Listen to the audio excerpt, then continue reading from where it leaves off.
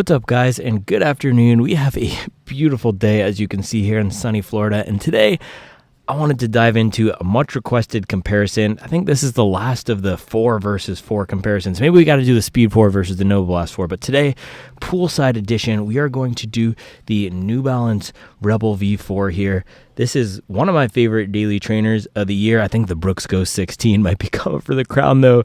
I know you guys are going to sleep on that shoe, but that's a really awesome shoe. Anyway, in the much hyped daily trainer segment, we got the New Balance Rebel V4. The design language on this thing is sick.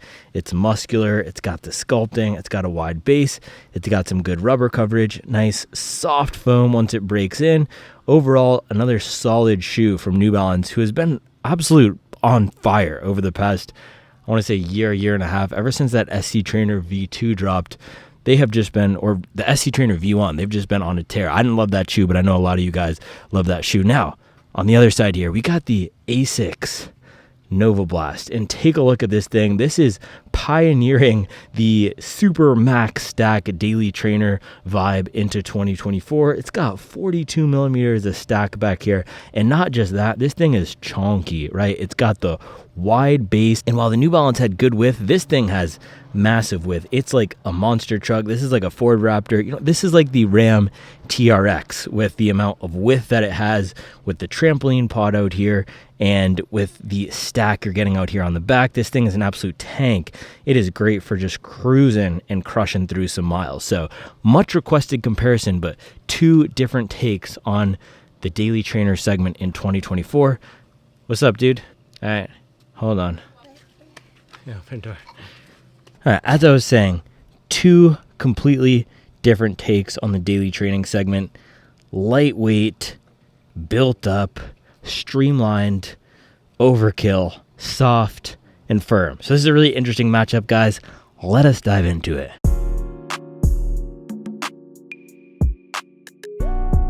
So first up, I want to dive into the midsole technology, and specifically with this comparison, it's actually not just the technology. It is everything about the midsole, from how it's shaped to how much foam we're getting. And this is something that you don't see in the numbers a lot of the times, but if you look at these 2 shoes, it's not just the stack that's different, but we can start there, right? New Balance, this guy has 30 millimeters in the heel, 24 millimeters in the forefoot for a 6 millimeter drop.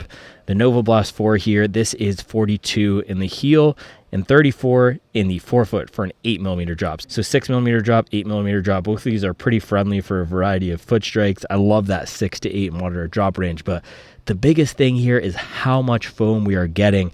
And if you could measure the cubic inch volume of foam here, the Novablast might have twice the amount of foam. Just holding it in my hands, it is so much wider. I can barely grip my hand around this thing. I feel like I'm palming a basketball when I hold it like this, versus the Rebel here. It is wide, but it's not as wide. So you're getting a little bit less foam here in the Rebel. And if you look at the width here, both of these are wide shoes, but the Novablast is just so much wider. It is pretty wild how much width you're getting here on the Novablast. So with that, both of these are going to be pretty stable shoes. That's what I loved about the Rebel, is it's a little bit of a lower stack daily training option in 2024. Most of the daily trainers that we see that are moderately cushioned, for example, the Pegasus, the 880, even the Vomero, they're up at 35 millimeters and above. This guy's still sitting at 30, which is nice. Whereas the Novablast with that 42, you're getting a lot more protection, and with this width, good stability here as well. So both of these are nice, stable daily trainers. So the quantity of foam is going to be a little bit less in the Rebel, a little bit easier to turn over the legs here because of that. Now to the foam compounds themselves here in the Rebel, and guys, both of these brands are doing something that I don't like, but they're doing the named foam. So this is the fuel cell foam. In this shoe, it is 80% EVA, 20% PIBA. In the SC Elite V4, it is 100% PIBA. So I'm not even kidding. I might start a petition and send it to Elizabeth Warren that brands have to stop doing this, because I think it's bad for consumers. And if there's one thing I don't like, it's things that are bad for consumers. So if you're going to have different foam compounds, you got to call them different names. So this is the Fuel Cell EVA. I might take a Sharpie and write 80% EVA right here, because that's what it is. And it's a nice compound. It takes about 30 miles to break in, to soften up. We got a decent amount of, should have put the trigger warning there, but we got a decent amount of flexibility. I apologize for bending it, but I can assure you guys my metatarsals are doing fine. And once you get that 50-mile mark, it softens up. This guy here is also an EVA blend. Asics is even less transparent than New Balance. At least they told us what goes into the foam. So in the New Balance, you got the EVA PIBA. With this guy, we know that it is likely an EVA blend. We don't know what other polymers are in there. I can tell you, so they're calling it the FF Blast Plus. It's kind of hard to see up there. I can tell you it's different than the Nimbus FF Blast Plus. This is a firmer ride, a little bit firmer than what we get in the Rebel here, but it does a nice job at providing some impact absorption. And with this massive stack here, there is absolutely no ground feel. So a little bit of a firmer ride, but paired with this wider base, this midsole gives a lot of support. This is probably the best, hands down, the best neutral shoe I've ever run in for stability. It might even be a little bit better than the Saucony Endorphin Shift 3, even though that shoe has a plastic heel clip out in the back, but both of these shoes are very stable. Now, another thing that these two shoes share, what they have in common with the contouring of the midsole foam, is the caboose. And this is a feature that I've been loving recently in these shoes. It adds a little bit more stability again for heel landing, and it also adds some impact absorption. So the caboose is where you see the foam jet out, extend off the back. You can see the Novablast extends here probably about an inch. Rebel, it might be in half an inch. And what that's going to do, if you land on your heel, it means you still get some foam. Even if you're mashing down here, it's also good for going downhill, even if you're more of a midfoot to forefoot landing runner. And both of these have that feature. It was pioneered by Hoka, and what's interesting is in the Mach 6, Hoka actually did away with that and smoothed out the back of the shoe. But both of these guys have the caboose, which is a nice feature. And now I showed you the flexibility of the Rebel. If we take a look at the midsole here in the Novablast 4, you're going to get a little bit of flexibility up in the forefoot, but overall, it is a more rigid, structured platform. This thing is designed to not give you any sort of ground feel, not give you any sort of natural feeling ride. This is a shoe that is super built up, designed to serve as a layer in between your legs and that harsh asphalt so that you don't have to be connected to sometimes that jarring impact of the pavement. So that's going to be a key difference here in how these two shoes approach the midsole. This is firmer, more built up, designed for protection. This guy has some less volume, a little bit of a softer feel. You get some more ground feel in there, and you get a little bit more bounce from that PIBA content in the EVA. And now heading up to the upper, let's start with the Rebel V4 because I'm holding it in my hands. This guy has a nice engineered mesh upper. It's very lightweight. I'll get both of these on my feet in a minute and do a fit and feel comparison. But what I can tell you is you got a decent amount of width, very breathable shoe. I was using this for a walk with the family earlier today, and it was great out here in the Florida heat. So no complaints. Difference is here on the Novablast, cannot say the same. This is almost a t-shirt type of material. It almost feels like a cotton. It is kind of hot, and combined with the amount of padding that you get back here, this is not going to be the best summer shoe. This upper is extremely comfortable, one of the most comfortable uppers. The Rebel V4 is not, I can't rant and rave about the upper. It's almost like nothing is there. It's not comfortable. It's not uncomfortable. But what you're getting in the Novablast here, this is a super comfortable fit. It's just a lot of material, and it's going to be a pretty hot upper for any warmer days. And especially if we compare the padding out here in the back, you can see, and hopefully we can see the Rebel here. Yeah, you can see on the Rebel, it is pretty thin, not a ton of padding. Novablast is, again, chonky, man. This is just a chonky shoe. And in the back, let's see, very structured heel counter here. In the Rebel, you got a little bit more flexibility. I had a good heel lockdown in both of these shoes, but I tend to not get bothered by that sort of thing. I know some of you guys out there are more sensitive, so if you do want a more flexible heel counter, that's going to be the Rebel. Novablast completely locks you into place, and again, that's a key difference between these shoes. Novablast here is going to be much more built up, much more rigid, both in the midsole and also in the upper, and the Rebel is going to be a lot airier, a lot lighter feeling, a lot less structured feeling in the upper, although having the wide base in the Rebel, which is almost as wide as the Novablast here, that's still going to provide some good support as you are running along here in the Rebel. And then one last thing, guys, laces. The Novablast laces are very soft. New Balance laces are more standard. I don't mind the soft, stretchy laces. I know it bothers some people, though, so that is something that's important to note. And now I want to do a little bit of a fit and feel comparison and get these on foot. All right, guys, so lacing up the Novablast and the Rebel here, and both of these are 10.5 US men's, and I believe for weight, the the Novablast 4 came in around 290 grams. Rebel came in, I believe, around 220 grams. And because both of these have about 100 miles on them, this is a really good comparison because, ooh, and I'm not even in the frame. And because both of these have about 100 miles on them, this is a really good comparison in terms of the feel, because they're both broken in the same amount and are conformed to my foot. So first thing, man, this Novablast is an extremely comfortable shoe. It's not necessarily billed as that. They hype up the trampoline pod, they hype up, or I hype up, how much width you get from the foam, which is one of the key features. Look at this from the top, it flares out a ton. But this is a super comfortable shoe on step in, and it's a shoe that I could have on my foot for 4 hours, 5 hours. And I think if I were to choose a non-plated shoe to do a 4-hour long run, if I were training for an ultra and I were doing a ton of aerobic paced miles and out there for a long time, I would definitely have the Novablast in my rotation. It's stable enough for at the end of those runs when you're feeling super beat up. It's also light enough so you don't feel like you're slogging through a ton of miles. The material of the upper on the Novablast here is a lot more comfortable, whereas the fit on the Rebel gives you a little bit more room in the toe box. Now, neither of these are super narrow shoes, but if you have a wider foot, the Rebel here is going to be a better choice. However, I wouldn't be making my decision on these guys based on how wide the toe boxes are, because they are such different shoes, with the Novablast being a more built up shoe, the Rebel here being a more lightweight, fast shoe. So I would be making my decision based on those. And in terms of how they feel underfoot, I've actually really enjoyed getting some walking miles in the Rebel V4 here. I went for a 90-minute walk this morning, and this guy, it felt great. The foam has just enough little bounce to make the walk fun, but it's not too much to feel like you're fighting against the foam or it's an awkward geometry.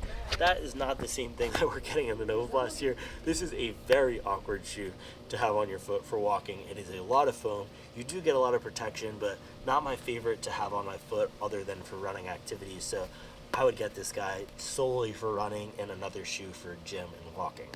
And then lockdown on both of these guys is great. I haven't had any issues, and they both passed with flying colors in the 3-hour long run. I think I took both of these guys up to 23 miles, and the lockdown was absolutely fantastic on both of them. Only knock again on the Novablast is this horrible rubber here in the wet weather. And you can see out here in the back, Novablast has got a lot more padding here. The Rebel is way more minimal, and I can just feel this. This is super flexible with the heel counter, and Novablast is a little bit more rigid, a little bit more built up and padded. And then underfoot, you can feel the difference in foam. The Rebel feels half an inch lower to me, whereas the Novablast, it almost feels like I'm wearing a pillow strapped to my foot or something. So if you want something nice and built up with some prescriptive comfort, so built-in comfort for your foot, that's going to be the Novablast. And if you want something a little bit more connected, lighter weight, simpler fit, that's the Rebel V4, guys. Now, heading down to the outsole of these puppies, let's take a look at the Rebel first. You got lots of rubber coverage, and so with the Rebel here, I have this at about 110, 120 miles. You can see we've worn down this back rubber here a little bit. It's almost flat, and we're not wearing into the foam too much, but there is a little bit of damage on the foam here. You can see we've completely smoothed it out right here. So that's more of my heel landing style, but even up in the forefoot and midfoot section, you can see we are getting some wear. So you have a decent amount of exposed foam. It's not in the highest contact areas, and you do get some good coverage, but that is something to note. You are going to see some degradation of the foam within 150, 200 miles. So might not be the most durable shoe here, but we're going to keep piling on the miles of this guy. Hopefully get it to 200 soon so we could do a full update with some more mileage on the shoe. Now, Novablast. This is a durable shoe. About the same mileage as the Rebel. I think 107, 105 is the official account, something around there. And there's almost no wear on the rubber. This is going to be an extremely durable shoe. However, the issue with this is the wet weather performance is horrible. This is the worst shoe, hands down, the worst shoe I've ever used in wet weather. That's not an exaggeration. If you guys watched the comparison I did with the Mach 6, and if you didn't, go check that out and just go in the description and click the wet weather test for the Novablast. And this thing is just slipping and sliding everywhere. You can even see here a little comparison versus the Rebel. Yeah, look at that. No grip. A little bit better grip here in the Rebel. I can feel the rubber on the Rebel gripping a little bit more. This is a horrible grip. So if you are going to get this shoe, you're going to need a backup for wet weather. The Rebel is a pretty solid shoe. I took this out in the rain. I think I did a wet weather tier in my Saucony Endorphin Pro 4 marathon time trial review. I think I put this in tier 2 I think I put this in tier 2 right up there with the Saucony. This is a pretty decent rubber. It's much improved from the Rebel V3, which was also a bad rubber. Not as bad as this guy here, but the Rebel V4 is a really solid amount of rubber and pretty good for rainy running, which we have plenty of in North Carolina. It's been completely dry and gorgeous other than the pool water here in Florida since we got here, so have not had a chance to test the rubber, but if it does rain again, maybe I'll take these puppies out for another wet weather test. So in terms of durability, I think we're going to see a little bit more durability out of the Novablast here, but the rubber performance is going to be better on the Rebel. I also tend to get a little bit better durability out of firmer foams, which is what we're getting in the Novablast here. If you look at this little push test, you can see this foam is a little bit more solid than what we see in the Rebel V4. I can get my thumb pretty deep into the Rebel V4. So diving into the ride here, that's what's going to characterize the ride of the Rebel. It is a much softer experience. You got a nice little bounce. There's a little bit of a rocker, and it's not super noticeable, but watch this. If I drop the Rebel here, you can see it rolling back and forth, and that's a good way to test a rocker.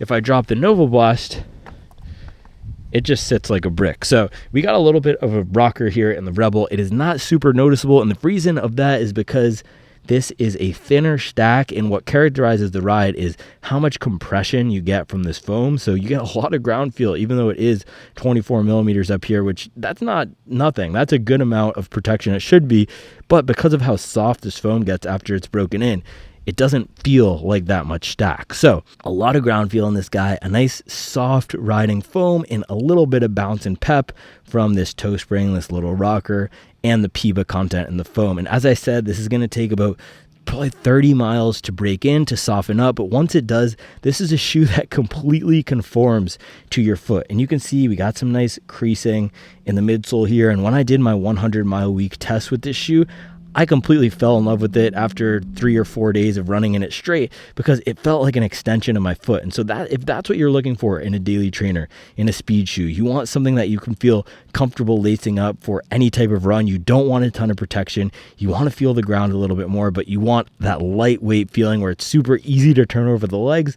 That's going to be what you're getting out of the Rebel. It is a really comfortable shoe that keeps you connected to the ground, that gives you control over the shoe. The shoe doesn't feel like it's doing the work of running for you.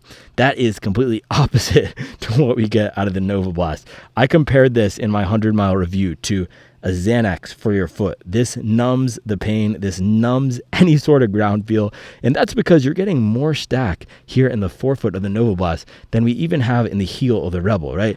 32 millimeters here versus 30 millimeters here. So this is a much more protective shoe. If you're thinking about getting a daily trainer that leans more towards relaxed running, recovery runs, that would be the Novablast. If you want a daily trainer that leans more towards faster runs, that would be the Rebel. So that's how you can think about this in a simple way. Is if you want something that's more for slow runs and long runs, that would likely be the Novablast. And if you want something that's more for short and fast runs, that would be the Rebel here. Now, I did also take the Rebel here up for a 23-mile long run. I did tons of 90-minute runs in it, and it performed decently well for those types of efforts. And if you want one shoe that does everything and you're only going up to 90 minutes, this could do that. But I think most of us runners out there would prefer a little bit more comfort, a little bit more protection for those longer miles, especially if you're hitting 20 miles consistently. I would likely pair this with a plated training shoe, something like SC Trainer V2 or Boston 12. This is a nice shoe. It's great for everyday running, but with how many competitive options we have on the market today for longer runs, for marathon race pace runs that are going to last 2 hours, 2.5 hours, this would not be my first choice, because I look at both of these shoes like tools. And this on the left side here, the Rebel V4, this is a great tool for building strength, for having a lightweight shoe where it's easy to run fast, turn over the legs. And a shoe like the Novablast 4 is a good tool for being protected, feeling comfortable when we're feeling beat up and need a little bit more impact absorption for our joints to help us continue to hit higher mileage and reach higher higher for more goals. And running higher mileage, I've identified as the #1 best thing that we can do for our training. And that's really where the Novablast 4 comes into play. The ride of this being so protective and so comfortable means it's a shoe that I can reach for no matter how I'm feeling, especially if I'm just going to cruise for an hour, hour and a half, hour 45 minutes on the treadmill. This is a workhorse for that style of running. It doesn't make me feel like I need to run faster than necessary, and that's one of the key differences with this shoe and the Superblast, which is another shoe that I've been putting a lot of miles in recently. Every time I lace up the Superblast, that feels like I need to run 15 seconds to 45 seconds per mile faster in order to get the most benefit out of it. This guy, I can go whatever pace and it feels great. I've taken this down to my steady zone, which is probably about a 720 to 650 pace. And that's the max where I really enjoy it. I don't want to go faster than that all the time in this shoe, again, because this is a tool for feeling comfortable and protected. But if you are a bigger runner, if you prefer a more structured shoe for those types of runs, then that's what this could do for you. Now, for long runs without race pace, this is also a great shoe. I had this on my foot for a 3-hour long run, and because of all this heel stack you get out here, it was an amazing shoe for that. So great long run choice, great daily trainer for more relaxed runs, and overall an awesome shoe if you want something to keep you feeling protected in a period of high mileage training. So in terms of who these are best for, I would choose the Rebel if you want something light and fast. I would choose the Novablast if you want something protective for long runs.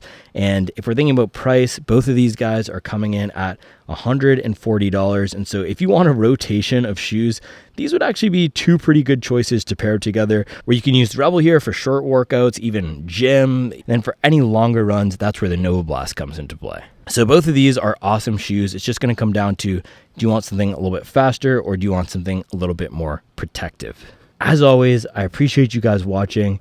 Drop all your questions about these two in the comment section below, and I'll be back tomorrow with another video. Hey guys, I'm lacing up the Rebel here because I'm about to go out. And one last thing I forgot to mention was that some people have reported an issue with the midfoot arch in the Rebel. I haven't had that happen to me, but some folks have reported a little bump there. But there's also been a solution that somebody surfaced where if you switch out the insole here, and if you have another New Balance shoe, you could do it. But if you switch out the insole with a removable one, like what we got in the Novablast here, you could flip that into the Rebel, and that should take care of the midfoot arch. So if you have the shoe and that's an issue, or if you're worried about having a flat foot and getting the Rebel, you can switch it out and you should be good to go. I don't feel that same bump here in the Novablast. I can feel it a little bit now that people have mentioned it in the Rebel, but it's not too bad for me. I don't think I have flat feet, but just wanted to let you all know that there is a solution there. All right.